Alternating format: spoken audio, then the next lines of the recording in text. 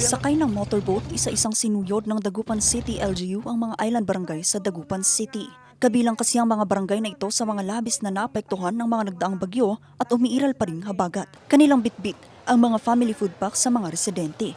Aabot sa higit 380 mga residente ang nakatanggap ng charitimba at kilong bigas. Sinakay na po natin sa motorboat yung ibibigay na relief galing kay Secretary Gatchalian, yung DSWD po na relief goods. Nasa 3,000 mga residente naman ng Barangay Kalmay at Poblasyon Oeste ang nakatanggap ng family food packs mula sa DSWD. Kasama natin ulit ang DSWD, buong team. Imbis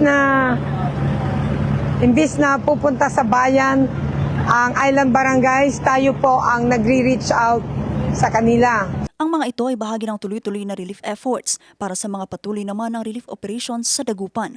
Nananatili pa rin naman ang Dagupan City sa ilalim ng state of calamity matapos maramdaman ng malawakang baha sa lungsod. Vanessa Bugtong para sa Nation on the Move.